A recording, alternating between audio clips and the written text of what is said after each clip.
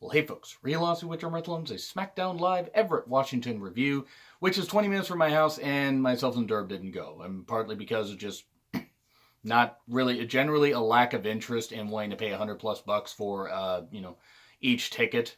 And plus, we've been going to a lot of indie shows, and those are more rewarding. I'd rather support local indie wrestling and just give my money where I feel it's more earned. I'm not saying that WWE talents don't deserve the money. They do. They work really, really hard. But maybe if they bring a pay-per-view, I'll go one day. But anyway, I'm also doing a solo review because I've been dealing with a lot of issues and feeling very personally drained the past few days especially. That's why I needed to really just take a day and just stay at home. So that's why I'm doing a solo review. But check out the Derb's NXT 205 Live review tomorrow, and also other NXT 205 Live reviews that he's done. He does tremendous work. Also, he is going to be busy next week. I will be doing the Raw, SmackDown, and Elimination Chamber predictions solo.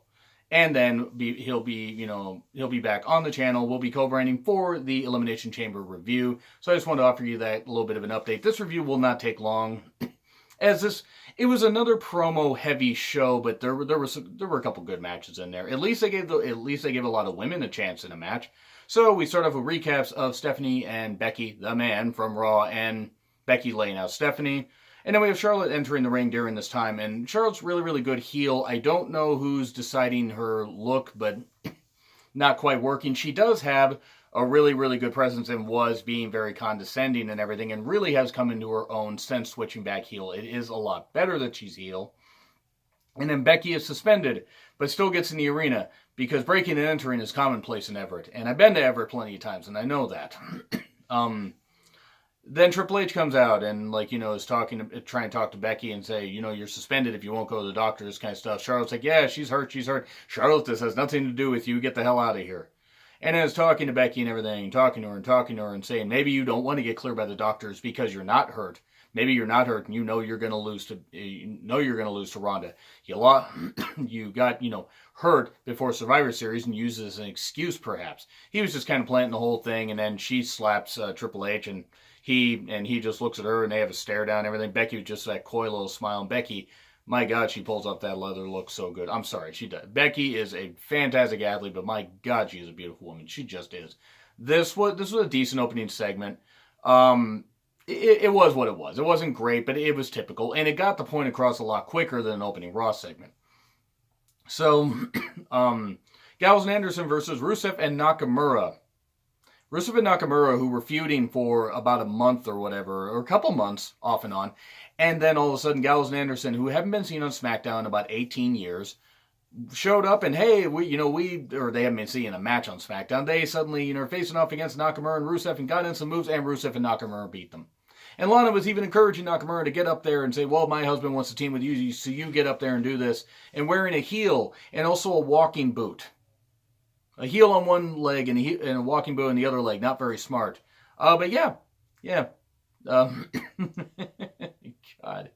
Rusev and Nakamura, look, they might as well win the tag titles at this point. I don't know what's going to happen. Gallows and Anderson, they are fucking dead in the water. Now, I get the Rusev and Nakamura joining up as a team and winning wasn't necessarily the worst thing, but why not have them face the Colognes or something like that? It just made no sense, because unless you're going to turn this into a long-running feud, which right now the good guys have lost, so what the fuck? Who knows? Ali did have a promo where he's in a boiler room that have really good acoustics, but cool. Paige with a movie plug. I really don't care about watching this. I hope it succeeds. I hope it does. It looks like they put a lot of effort into it. Still has Vince Vaughn in it, so I don't like Vince Vaughn. I just don't. He was in the remake of Psycho, and that right there means that his career should have ended. Everyone's career should have ended. Gus Van Sant's directorial career should have ended for the remake of Psycho. It was an abortion. But then we have an Usos promo. They are going to face Miz and Shane McMahon at Elimination Chamber. Shane McMahon, the best wrestler in the world. They are the best tag team in the world. But they're going to be on Miz TV next week. Ali versus Randy Orton. It was decent enough. Ali's eye got fucked up, though. My God, Ali's eye. I hope Ali's okay. He got fucked up royally. Now, he did some pretty good moves here. Ali did not get a TV entrance, though. Mustafa Ali, one of the best stars that they have going right now. Now, I'm not saying push the guy up to immediately be WWE champion. He didn't get a TV entrance. Seriously, he's got one of the coolest TV entrances, a light-up mask. Kids love him. A lot of people love him. I love him. I think Mustafa Ali's could be a great spokesperson for the company. He could be WWE champion, but yeah, he didn't get a TV entrance. Orton kind of got a TV entrance. There were a lot of cut off TV entrances in this. Did you notice that about this show? It was really poorly paced. But then again, WWE's got to get that sweet ad revenue dollar. So it's a good match though. A lot of announcer table spots. Ali took an announcer table spot later in the night that was really brutal. I really feel bad for Ali. I hope Ali was able to get some ice over that and everything, because I don't know how the hell he was able to see out of that thing at all, if he could. But Ali almost had the victory, went for the 054, but there was this actually cool spot where it looked like he was going to try for, like a move off the top. Orton was going for an RKO, but Ali stopped. So he countered that. That was pretty good, and then hit DDT off the ropes. But in the end, Ali trying for the 054. Orton rips him off the rope, hits an RKO, sick RKO, really well done. Orton's a piece of shit person, but boy, my God, does he hit a sweet RKO. Diamond Cutter's still better, and I'll fight anyone that disagrees. I'm kidding. If you guys think Diamond Cutter's worse, that's okay. It's okay to be wrong. I'm kidding. You guys are cool. Yeah, that was fine. Then Joe attacks both after the match, including trying to submit Orton from behind. You stop making that dirty. Stop making that dirty. And then he kicks Ali in the face. So yeah, Joe had a bit of a weird has had a bit of a weird resurgence as just being a guy that just destroys people, which means he's probably gonna be the first eliminated from the Elimination Chamber. They build him up a little bit and then they eliminate him. I just don't get it. But then Joe sees Daniel Bryan coming down to the ring because he was going to cut a promo and everything. Well, Joe's like, I'll approach Bryan. And then Eric Rowan comes down. And Joe decides, now I'll just walk by. Joe has a promo.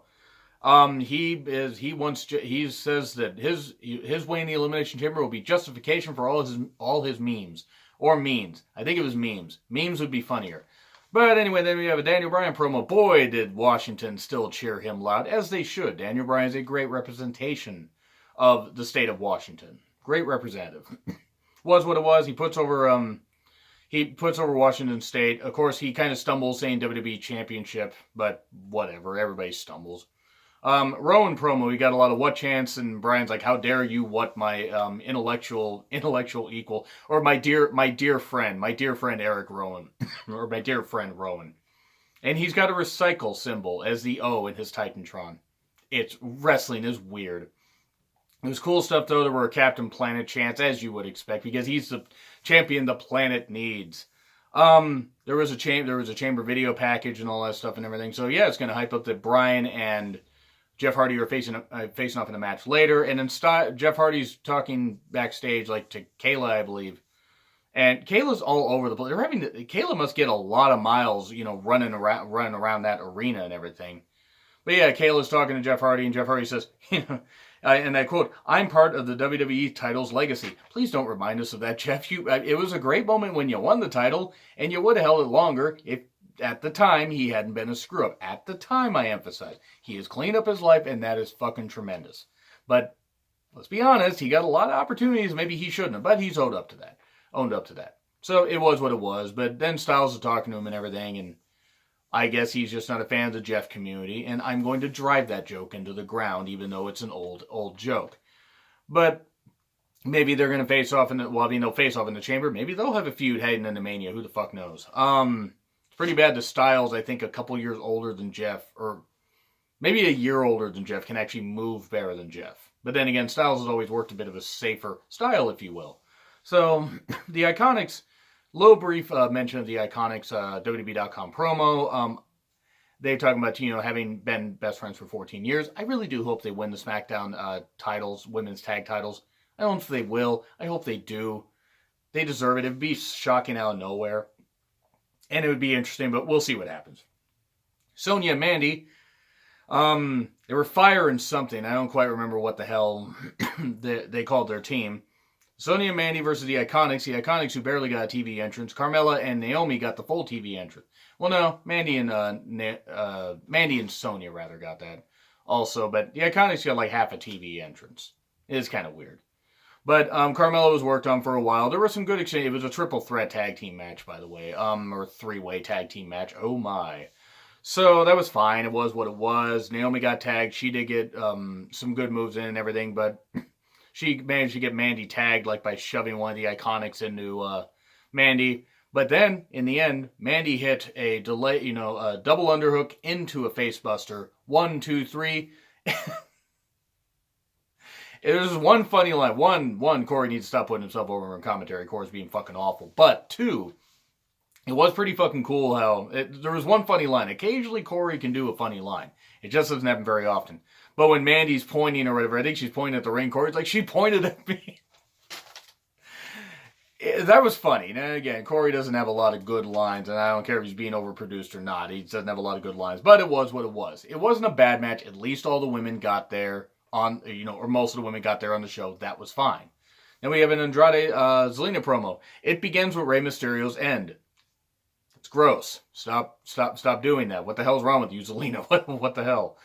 In all seriousness, it's Andrade's ascent begins with Rey Mysterio's end.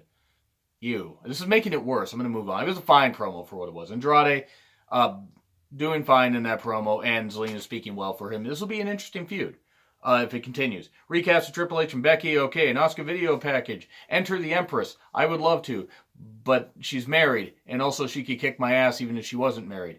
But also, it was a nice video package. I wonder where the hell she's been on TV the past 2 weeks. This week and last week. I mean, and I'm talking in the ring. Apparently she was traveling with Sheamus, and I guess some people were dealing with the snow because they had a house show in Spokane, a house show in Yakima, and then they had this, but it was what it was. WWE needs to not run shows in February up in Washington State because February is a really bad month for snow. It really, really is. Which is weird. January we don't get that. December we don't get that much snow, if any. January we don't. February we'll get slammed with it. We have this year and last year. But other than that, yeah, by March it'll be like 60. But anyway, Jeff Hardy versus Daniel Bryan, the new Daniel Bryan, it was okay. It wasn't bad. Of course, Corey Graves at one point says, I walked into your locker room, Byron, and it smelled like chicken. I don't know if he was fed that line, but that's pretty fucking bad. That's pretty fucking bad. Jeff hit some good moves and everything. Jeff has got to retire soon. He just doesn't have it anymore.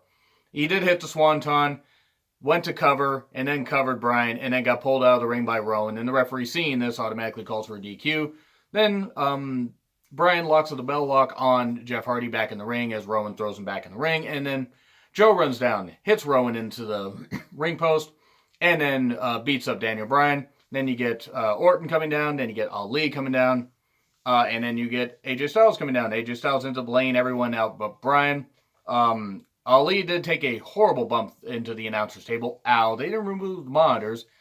So it was what it was. Yeah, Rowan, I think, has a claw move now because he put his hand on Ali's head and everything and then just did that. So, yeah. Styles is staying in the ring and everything. And the show ends basically with Styles celebrating, but they also had Bryan backstage yelling at Kayla. I mean, why are you here bothering me after I just what do you want? Why after I just got beat up, you're here to bother me. So it was what it was. I'll say B-. It wasn't. I was gonna say C+, but I'm like, you know what? None of the matches offended me, and the promos all served the purpose of B-. It wasn't all great. I do want to say that much, but it served its purpose. So B-, polls above my head, and again. I will be doing, so Derb will be doing the NXT 205 Live review tomorrow.